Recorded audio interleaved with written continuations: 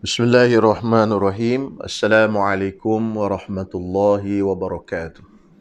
Bismillahirrahmanirrahim. Alhamdulillahi rabbil alamin. Wassalatu wassalamu ala ashrafil anbiya'i wal mursalin wa ala alihi wa sahbihi ajma'in. Rabbi syrah li sadri wa yassir li amri wahlul 'uqdatam min lisani yafqahu qawli. Allahumma faqqihna fid din وعلمنا التأويل اللهم ارزقنا فهم النبيين وحفظ المرسلين وإلهام الملائكة المقربين برحمتك يا أرحم الراحمين أما بعد.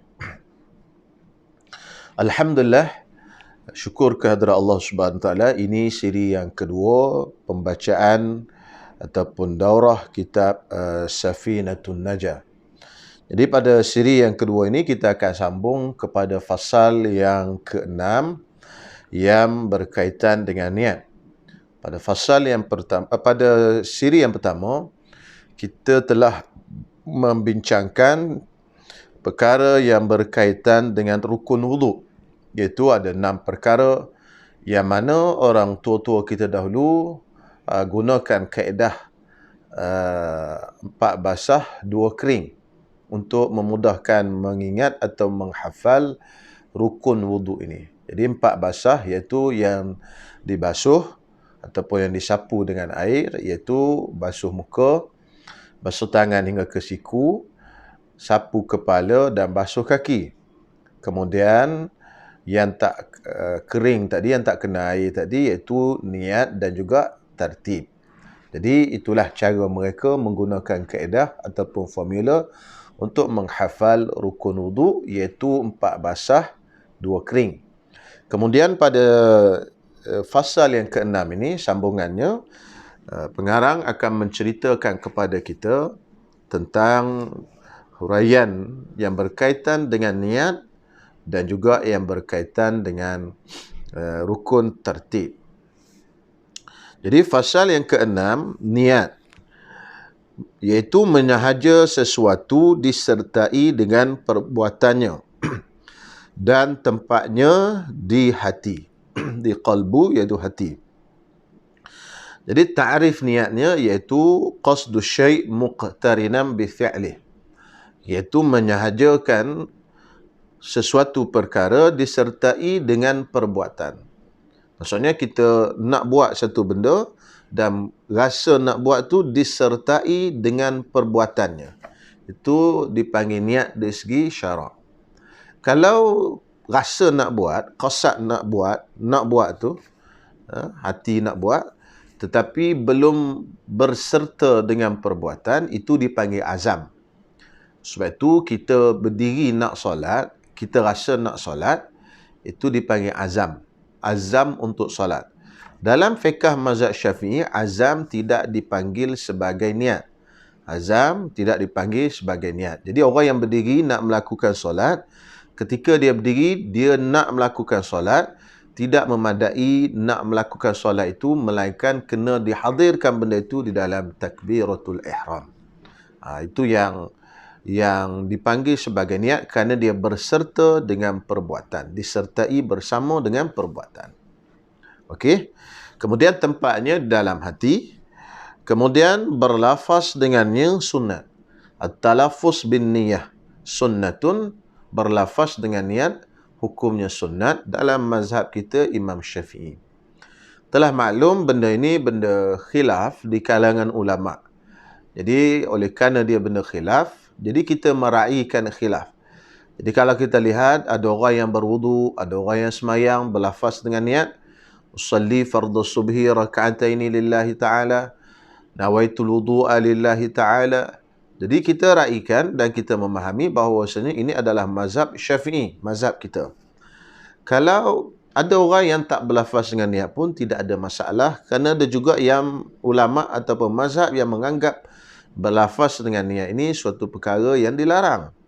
Jadi benda ini termasuk di dalam perkara khilaf, yang mana kita kena terima selagi mana mereka masih dalam ruang lingkup mazhab yang mu'tabar, iaitu mazhab 4. Jadi begitu. Cuma perlu saya ingat, saya peringatkan kepada tuan-tuan semua, sekiranya kita berlafaz niat solat, lafaz dah dalam keadaan sederhana dan tidak kuat, sehingga mengganggu orang yang sebelah. Sebab tujuan asal berlafaz dengan niat ni adalah untuk memudahkan hati kita hadir niat. Jadi kadang-kadang berlafaz tu tadi menjadi satu masalah bagi diri kita pula. Kita mengganggu orang sebelah dengan lafaz yang kuat, dan kadang-kadang kita terlalu menumpukan perhatian kepada lafaz niat tadi.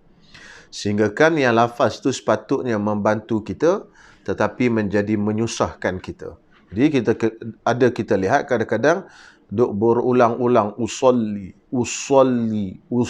Sebenarnya benda itu bukannya wajib pun. Hanya tujuannya untuk membantu kita. Tapi dah jadi terbalik, pembantu jadi penyusah kepada kita. Jadi kalau macam tu, lebih eloklah tidak disebutkan usolli tadi. Itu. Jadi kemudian wa waqtuha 'inda ghasli awwali juz'in minal wajhi. Dan waktu niat itu tadi adalah pada mula-mula kita basuh muka. Ini kalau wuduk lah. Jadi oleh kerana anggota yang wajib ataupun yang fardu yang mula-mula sekali ialah membasuh muka. Jadi oleh itu kita mulakan dengan membasuh muka itu, di situlah kita niatnya. Kerana yang sebelum daripada membasuh muka itu semuanya sunat, semuanya sekali. Tetapi untuk mendapatkan pahala sunat daripada bersugi, basuh tangan hingga ke pergelangan tangan, berkumur dan masuk air ke hidung, sudah pasti kena niat. Kalau tak niat, tak dapat pahala sunat tu tadi. Jadi kan itu ulama menyarankan kepada kita niat 2 kali. Jadi masa kita basuh tangan dan juga berkumur-kumur dan masuk air ke hidung dan perkara yang lainlah termasuk bersugi dan sebagainya tadi, kita niatlah, sahaja aku mengerjakan sunat wuduk kerana Allah Ta'ala pada mula-mula basuh tangan tu. Jadi apa yang kita buat sunat tadi, basuh tangan, berkumur dan masuk air ke hidung, mendapat pahala kerana ada niat. Tapi kalau kita tak niat, maka ulama kata tidak dapat pahala, kerana amalan itu dikira berdasarkan kepada niat. Wat tartibu, dan tertib itu bahawasanya jangan mendahului satu anggota atas satu anggota yang lain. Jadi maksud tertib ialah jangan basuh langkau. Kalau langkau, tak kira apa yang dilangkau tu tadi. Contoh, dia basuh muka. Selepas dia basuh muka, dia terus sapu kepala. Kemudian dia basuh kaki.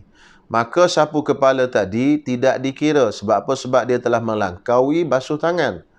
Dan juga basuh kaki tadi tidak dikira kerana ada benda, ada rukun ataupun anggota yang dilangkau. Maka hendaklah dia ulang balik basuh tangan. Dia basuh tangan semula. Hendaklah dia basuh tangan semula, basuh tangan. Kemudian sambung sapu kepala kembali dan basuh kaki. Jadi yang dia basuh tadi, yang dia sapu kepala tadi, yang dia basuh kaki tadi tidak dikira sebagai sah. Kenapa? Kerana telah langkau. Jadi tak ada tertib. Jadi tertib di sini maksudnya dibuat ikut susunan. Bukan makna tertib bersopan. Maksudnya semua itu kena buat ikut susunan. Kalau ada langkau, yang selepas daripada langkau itu semuanya tidak sah. Kena buat yang langkau itu dan ulang balik yang dibuat selepas yang langkau itu tadi. Okey? Baik, selesai. Kemudian seterusnya kita akan masuk kepada perkara yang berkaitan dengan air. Oleh kerana air ini satu alat yang penting dalam bersuci. Kerana sebagaimana yang kita maklum, alat utama dalam mazhab kita Imam Syafi'i untuk bersuci ada 4. Yang pertama, air. Yang kedua, tanah. Yang ketiga, batu istinja yang telah kita sebutkan pada siri 1, bab istinja. Dan yang keempat, penyamak kulit, dabigh, penyamak kulit. Jadi 4 ini alat yang utama untuk kita bersuci. Dan yang paling utama sekali adalah air. Kita gunakan untuk berwuduk, kita gunakan untuk mandi wajib, kita gunakan untuk bersuci daripada najis. Jadi semua benda ini menggunakan air. Jadi oleh itu kita kena tahu macam mana bab air ni sekurang-kurangnya supaya kita faham apa itu yang boleh digunakan untuk bersuci dan yang tak boleh digunakan untuk bersuci. Jadi dia kata air yang sedikit dan yang banyak. Yang sedikit itu yang kurang daripada 2 kolah dan yang banyak itu 2 kolah dan seterusnya. Air yang sedikit itu menjadi najis dengan sebab kejatuhan najis padanya, sekalipun tiada berubah. Dan air yang banyak itu tiada jadi najis, melainkan apabila berubah rasanya atau warnanya atau baunya. Jadi air yang sedikit, kalau jatuh najis dalamnya, terus jadi air itu air mutanajis. Tak boleh digunakan untuk bersuci, iaitu mengangkat hadas dan juga membersihkan najis. Tak boleh. Sebab apa? Sebab dah jadi air mutanajis, air yang bernajis. Jadi saya buat misal, contohnya air dalam gelas ni, ini tak cukup 2 kolah. Maka jatuhlah dalam air gelas ni tadi, tahi cicak, katakan sebiji tahi cicak jatuh. Maka tahi cicak itu najis. Jadi walaupun air dalam gelas ini tadi tidak berubah warna, tidak berubah rasa dan juga tidak berubah bau, tetapi tetap dihukumkan sebagai air mutanajis. Air mutanajis. Tak boleh digunakan untuk bersuci dan juga digunakan untuk bersuci, iaitu berwuduk, mandi wajib dan juga membersihkan najis. Baik. Katakanlah air itu banyak pula. Situasi kedua, air itu banyak.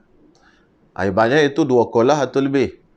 Maka air 2 kolah atau lebih itu, jika jatuh najis ke dalamnya, selagi mana najis itu tidak merubahkan sifat air, itu warna, bau dan rasa, maka air itu tadi tetap air mutlak, air yang boleh digunakan sebagai bersuci, sebagai alat bersuci. Baik, jadi air tu 2 kolah. Jatuhlah tahi cicak satu, tahi cicak kecil saja. Maka dia tak berubah warna, bau dan rasa. Maka masih boleh digunakan untuk bersuci. Itu penting. Soalannya, berapakah dia punya sukatan 2 kolah? 2 kolah. Kerana istilah kolah ni istilah zaman dahulu. Kolah tu macam tempayan lah. Di negeri Hajar. Di dekat dengan Madinah, dekat dengan Madinah. Jadi timbangan sekarang ataupun ukuran sekarang, ulama mengatakan dua kolah ni lebih kurang 200 liter. Lebih kurang 200 liter. Jadi kalaulah satu tempat itu, satu bekas itu, isi padunya memuatkan 200 liter dan airnya penuh 200 liter, maka tempat itu dah dipanggil 2 kolah. Jadi 2 kolah itu dia punya isi padunya 200 liter. Baik, selesai dalam bab itu. Kemudian kita masuk fasal yang ke-8. Perkara yang mewajibkan mandi itu 6. Sekarang kita masuk kepada perkara yang mewajibkan mandi. Jadi kalau berlaku 6 perkara ini, wajiblah seseorang itu mandi. Yang pertama, memasukkan hasyafah pada farash. Hasyafah ni iaitu kepala zakar. Kepala zakar. Masukkan ke dalam farash. Farash ni iaitu sama ada kubul atau dubur. Sama ada kubul atau dubur. Walaupun kita kata melakukan persetubuhan di dubur, hukumnya adalah haram. Sama ada dengan isteri sendiri ataupun orang lain lagilah haram. Jadi, walaupun perbuatan itu adalah perbuatan haram, tetapi setelah berlaku perbuatan itu, maka seorang itu wajib mandi. Wajib mandi. Jadi memasukkan hasyafah ke dalam farash. Farash itu meliputi dubur dan kubul. Kubul dan dubur. Yang kedua, keluar mani. Keluar mani walaupun tidak melalui persetubuhan, maka mewajibkan seseorang itu mandi. Orang itu kena mandi apabila maninya keluar. Yang ketiga, keluar darah haid. Apabila keluar darah haid dan berhenti darah haid, seseorang perempuan tadi, wajiblah dia mandi. Yang keempat, keluar darah nifas, yakni darah yang keluar setelah bersalin, itu setelah selesai ataupun kosong rahimnya daripada daripada bayi, maka keluarlah darah itu dipanggil nifas. Adapun yang keluar sebelum daripada bersalin ataupun ketika bersalin, itu bukan darah nifas, itu darah istihadah, darah sakit, darah penyakit. Jadi darah yang keluar selepas baby keluar. Kalau baby keluar tapi ada satu lagi baby dalam perut kembar, katakan darah yang keluar di antara dua baby itu pun bukan darah nifas. Bukan darah nifas. Kenapa? Kerana darah itu bukannya keluar setelah kosong rahim. Jadi yang keluar selepas kosong rahim, barulah dipanggil darah nifas. Yang kelima, keluar anak. Keluar anak pun wajib mandi. Kenapa disebut keluar darah nifas, kemudian sebut keluar anak? Kerana ada perempuan yang bersalin tetapi tidak keluar darah nifas. Jadi kalau dia bersalin tak keluar darah nifas, maka wajib dia mandi kerana bersalin. Wajib dia mandi kerana bersalin. Tapi kalau dia bersalin dan keluar darah nifas, dia wajib mandi kerana dua perkara, kerana bersalin dan keluar darah nifas. Tapi mandinya cukup sekali, bukan kena mandi dua kali. Jadi tunggu selesai darah nifas habis, mandilah. Jangan mandi ketika darah nifas masih ada. Kerana mandi ketika darah nifas masih ada, hukumnya haram. Kerana apa? Kerana at-tala'ub bil ibadah, bermain-main dengan ibadat. Dia tahu ibadat itu tidak sah, mandi ketika darah keluar tidak sah, maka dia main-main. Maksudnya dia tahu benda tak sah tapi dia buat juga. Itu hukumnya haram. Jadi, dan yang keenam, mati. Jadi mati itu pun mewajibkan mandi. Cuma yang mandikan orang mati itu ialah orang yang hidup lah. Dia tak mandi sendiri. Kalau dia bangun mandi sendiri, lagi kita. Jadi yang mandikan itu adalah orang yang hidup atas jalan fardu kifayah. Fardu kifayah memandikan orang yang meninggal, mengkafankan, mensolatkan dan juga mengkebumikan. 4 perkara ni fardu kifayah. Jadi mandi bagi orang yang mati jadi wajib, melainkan orang yang mati syahid dalam peperangan, syahid ma'arikah. Kalau orang mati syahid dalam peperangan, itu haram dimandikan, Baik. Seterusnya fardu mandi 2 perkara.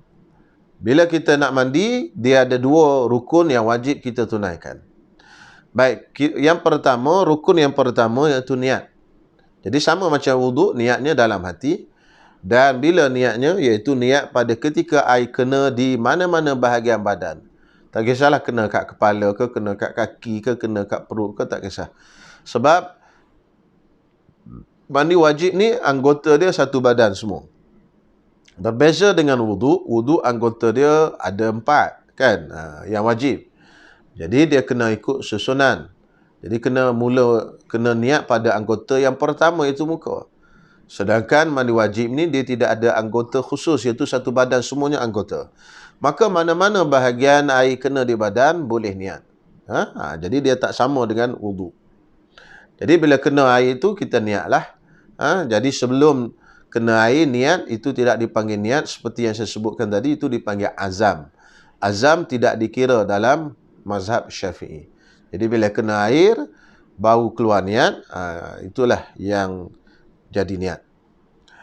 Dan yang keduanya ialah meratakan badan dengan air. Jadi kita kena ratakan badan kita seluruhnya dengan air. Jadi terutama sekali bahagian-bahagian yang agak kritikal, yang susah nak sampai air. Contohnya di bahagian dubur. Jadi kita duduk sikit, duduk mencangkung dan kita kembangkan sikit dubur kita tadi dan kita ratakan air di bahagian tu. Kemudian bahagian kemaluan perempuan di bahagian depan. Kemudian pelipatan telinga, pusat dan rambut. Rambut pun kena ratakan juga. Jadi rambut tu kena hati-hatilah. Kerana itu Sayyidina Ali radhiyallahu ta'ala anhu, dia cukur kepala. Walaupun Nabi SAW tidak cukur kepala, melainkan pada waktu mengerjakan haji dan umrah. Tapi Sayyidina Ali dia cukur kepala. Dia cukur kepala. Sebab apa? Sebab dia bimbang ketika dia mandi wajib, takut air tidak rata di bawah bahagian rambutnya. Okey? Jadi maknanya, terpulanglah tuan-tuan nak cukur atau tidak, itu tak ada masalah. Cuma nak ceritanya kena jaga betul-betul dan bagi rata bahagian rambut itu, bagi sempurna air rata di semua bahagiannya. Tapi janganlah sampai membawa kepada was-was. Jangan sampai bawa kepada was-was. Baik, selesai. Fasal yang ke-9, kita akan sambung seterusnya. Fasal yang ke-9, syarat wudu itu 10. Sekarang ini kita akan masuk kepada syarat wudu. Pada kuliah yang sebelum ini, siri 1, kita ceritakan rukun wudu. Sekarang kita akan ceritakan perkara yang berkaitan dengan syarat wudu. Syarat untuk sah wudu. Ada 10 perkara. Jadi yang pertama katanya Islam. Yang kedua tamyiz. Jadi Islam barulah sah wudu tu tadi. Kalau dia orang kafir, wudunya tidak sah. Dan 10 syarat ni untuk makluman tuan-tuan semua, dia juga syarat sah untuk mandi wajib. Syarat sah untuk mandi wajib. Jadi Islam, yang pertama mestilah orang yang nak ambil wudu tadi orang Islam. Jadi sila ambil perhatian pada tuan-tuan yang kadang-kadang mengislamkan orang kafir. Jadi ada setengah-setengah orang yang mengislamkan orang kafir ni, dia suruh orang kafir tu tadi ambil wuduk dulu. Awak nak mengucap ya? Ya. Pergi ambil wuduk dulu. Sedangkan wuduknya belum sah lagi. Kenapa? Kerana dia belum masuk Islam lagi. Jadi tak payahlah suruh dia ambil wuduk. Ajar dia mengucap dulu, itu yang penting. Kemudian selepas tu nak suruh ambil wuduk ke, mandi ke dan sebagainya, itu selepas daripada dia mengucap. Yang kedua tamyiz, iaitu kanak-kanak yang dah memayyiz. Yang ketiga suci daripada haid dan nifas. Jadi kalau orang yang tengah ada haid dan nifas, wuduknya tidak sah. Jadi sebab tu muslimat yang kedatangan haid, yang datang haid, waktu dia tengah ada haid, malam-malam dia nak tidur, dia ambil wuduk. Wuduknya tadi tidak sah. Dan bukan sekadar tidak sah, kata ulama, haram. Jika dia niat ambil wuduk tadi. Maksudnya saja aku berwuduk kerana Ta'ala. Sebab tidak boleh berwuduk ketika dalam keadaan haid. Seperti yang saya sebutkan tadi. Yang keempat, bersih daripada suatu yang menegahkan sampai air kepada kulit. Syarat yang keempat, mesti bersih daripada benda yang menghalang sampai air ke kulit. Jadi contohnya di kulit kita ada cat. Cat ni dia menghalang sampai air ke kulit. Maka kita kena bersihkan dulu cat supaya rata air itu di kulit. Jadi kena ambil perhatian muslimat yang pakai pewarna kuku. Yang mana pewarna kuku itu dia berjirim. Berjirim mana-mana benda yang menghalang daripada sampai air ke kuku. Kalau kita kikis dia keluar ketulan. Itu makna ada jirim. Kikis ada benda keluar sesuatu. Berbeza dengan inai, kalau inai ni kita pakai, dia hanya tinggal kesan warna saja. Dia bukan ada ketulan, dia bukan ada jirim. Jadi kalau yang berjirim macam ni, dia menghalang air sampai ke kuku. Maka masa kita ambil wuduk, maka wuduk tadi boleh jadi tidak sah. Okey, jadi tidak sah. Bersama juga warna rambut, pewarna rambut yang menghalang air sampai ke rambut, maka mandi wajib tadi pun tidak sah. Mandi wajib tidak sah. Sebab apa? Sebab dia macam pewarna tadi menghalang air sampai ke rambut tu tadi. Jadi kena hati-hatilah. Jangan pakailah benda-benda macam tu menyusahkan kita. Yang keenam, yang kelima, jangan ada atas anggota sesuatu yang mengubahkan sifat air. Jangan ada atas badan kita ini benda yang menjadikan air itu berubah. Sebagai misal, kita mandi pakai sabun. Mandi wajib tadi pakai sabun. Mandi wajib dulu. Jadi kita mandi pakai sabun. Jadi sabun tadi mengubahkan air menjadi air mutaghayyir, air yang berubah. Jadi air yang berubah tadi dia tak boleh buat bersuci. Sebab tu jalan penyelesaiannya yang paling selamat, ni cara selamat lah, tuan-tuan mandi dulu, mandi biasa, guna sabun apa semua. Lepas pada tu tuan-tuan mandi wajib, ataupun mandi wajib dulu, lepas pada tu tuan-tuan mandi biasa yang guna sabun tadi. Itu jalan yang selamat. Kalau tuan-tuan sambil mandi wajib, sambil guna sabun, bimbang ketika kita mandi tadi, air itu bercampur dengan sabun, air itu air mutaghayyir, bukan air mutlak.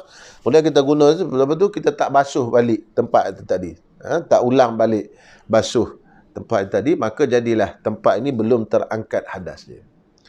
Sama juga kalau kita berwuduk pun sama. Kalau ada di atas anggota kita ini mana benda yang boleh mengubahkan warna ataupun bau ataupun rasa air, 3 sifat air tadi, maka air itu tadi tidak jadi air mutlak, dah jadi air mutaghayyir, air yang berubah.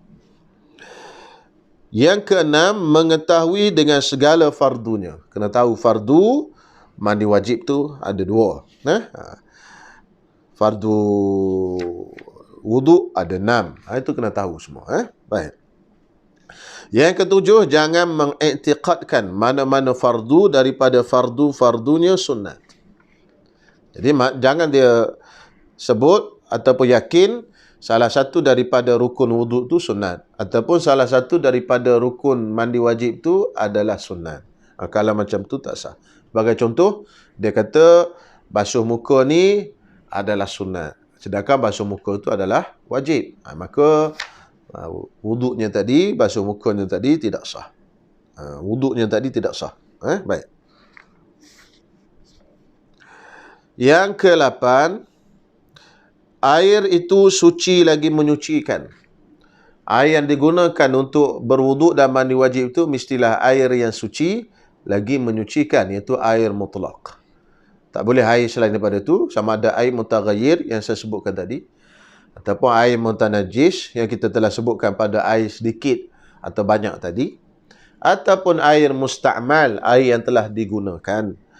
Digunakan untuk melakukan ibadat yang wajib, iaitu basuh najis dan juga mandi wajib dan berwuduk. Okey. Yang ke-9, masuk waktunya. Yang ke-10, berturut-turut bagi orang yang sentiasa berhadas. Orang yang sentiasa berhadas, dia kena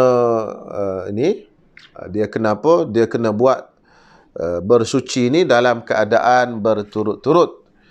Yang ni orang yang sentiasa berhadas ni, iaitu orang yang katalah dia ni orang istihadah, iaitu darah haid ni sentiasa keluar.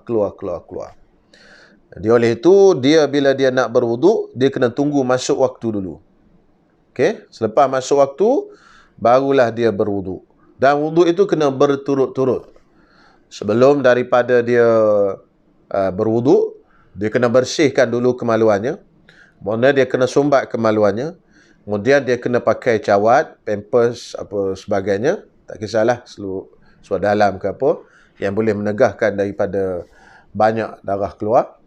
Kemudian selepas daripada itu, dia pun terus ambil wuduk. Lepas ambil wuduk, dia pun kena terus solat.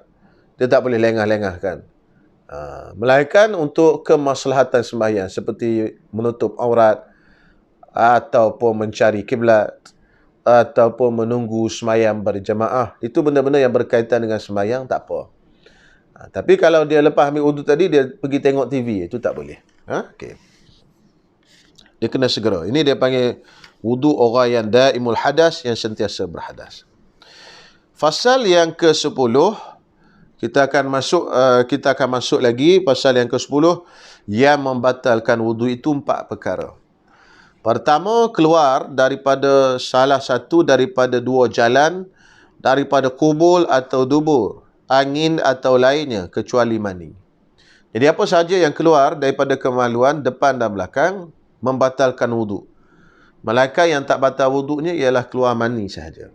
Jadi tak kisahlah keluar air kencing ke, keluar air besar ke dan sebagainya, semuanya batal. Yang kedua, yang membatalkan wuduk, hilang akal dengan sebab tidur atau lainnya. Dia tidur, batal wuduk, atau lainnya, Yang hilang akalnya yang lainnya. Contohnya gila, pitam dan sebagainya, pengsan dan sebagainya. Kecuali tidur orang yang duduk yang menetapkan punggungnya pada bumi atau lantai. Jadi punggung kita ni kita tetap pada bumi atau lantai. Jadi kita pun tidur dalam keadaan macam contoh macam saya buat ni bersandar tidur. Maka macam ni tak batal wuduk kerana punggung tu tetap kat lantai. Jadi kena ambil perhatian, kadang-kadang ada muslimat yang dia tunggu ataupun muslimin tak kisahlah, dia tunggu antara maghrib ke isyak tu dia berbaring, dia tertidur. Lepas tu masuk waktu isyak, dia terus semayang isyak tadi. Sedangkan wuduk dia batal, tapi dia tak sedar. Dia tak sedar. Kenapa? Kerana dia tidur tadi mengiring. Walaupun kata saya terlelap je, terlelap tu tidurlah. Bila tidur tu maknanya antara tanda utama tidurnya ialah bermimpi. Itu tanda tidur tu. Kalau dah mimpi tu memang tidur, kena pergi ambil wuduk. Yang ketiga, bertemu dua kulit lelaki dan perempuan yang dewasa keduanya, orang lain keduanya tanpa berlapis. Kulit lelaki dan perempuan, tak termasuk kulit kuku, rambut dan juga gigi. Ini sentuh ni tak batal. Bersentuh kulit dengan kulit tanpa berlapis, lelaki dengan perempuan yang bukan mahram. Kalau keduanya mahram, okey, tak batal. Jadi yang dewasa keduanya, dewasa ni maksudnya kalau lelaki tengok kepada perempuan tadi, perempuan tu dah diingini, dah bangkit syahwat. Itu maksud dewasa. Kalau perempuan tengok kat lelaki tu tadi, perempuan tu dah bangkit syahwat. Itu maksud lelaki dewasa. Bukan makna dewasa tak dibalik. Jadi kalau dilihat, dah ada syahwat. Syaratnya yang melihat tu orang yang otak mereka tu sejahtera, bukannya berpenyakit. Kalau yang berpenyakit tengok bayi dalam buah ayam pun dia datang syahwat. Ini orang yang sejahtera, orang yang sihat, orang yang normal, tengok dah ada rasa syahwat. Jadi contoh katalah budak perempuan tu umur 11 tahun, 10 tahun. Jadi 10 tahun, tengok badan dia pun agak besar sikit, maka orang lelaki tengok dah ada syahwat, maka bersentuh dengan dia tu batal. Orang lelaki yang umur mungkin 12 tahun, perempuan tengok dah ada syahwat, walaupun dia belum balik, maka bersentuh dengan dia itu batal. Jadi bukan semestinya balik. Okey? Dan yang keempat, menyentuh kubul manusia atau bundar bulatan duburnya dengan perut tapak tangan atau perut jari. Sentuh kemaluan manusia, itu kemaluan itu bahagian depan, dan dubur itu bulatan dubur itu tadi yang bahagian belakang. Jadi kemaluan lelaki hanya batang zakarnya saja, tidak termasuk yang lain daripada itu. Minta maaf untuk faham. Jadi kemaluan lelaki hanya zakarnya saja, yang lain daripada itu tidak termasuk. Jadi kalau sentuh yang lain daripada itu tidak membatalkan wuduk. Jadi yang sentuh pula, sentuh dengan tapak tangan. Ini tapak tangan macam ni. Bila kita tekan dan kita rapatkan itu, yang bersentuhan itu adalah tapak tangan. Bila sentuh, maka batallah wuduk. Sama ada kemaluan yang disentuh itu kemaluan dewasa ataupun kemaluan kanak-kanak. Sama ada kemaluan mahram ataupun bukan mahram. Sama ada kemaluan sendiri ataupun kemaluan orang lain. Jadi kemaluan mahram pun batal. Contohnya anak kita, kita sentuh, itu pun batal juga. Mak sentuh kemaluan anak dia, batal. Dengan syarat dengan tapak tangan. Tapi kalau dengan belakang tapak tangan, itu tidak batal. Okey? Dengan tapak tangan saja. Habis, selesai daripada itu, fasal yang ke-11 dan yang terakhir pada siri ini, iaitu perkara yang haram dilakukan ketika seseorang itu tidak berwuduk. Yang pertama, haram solat.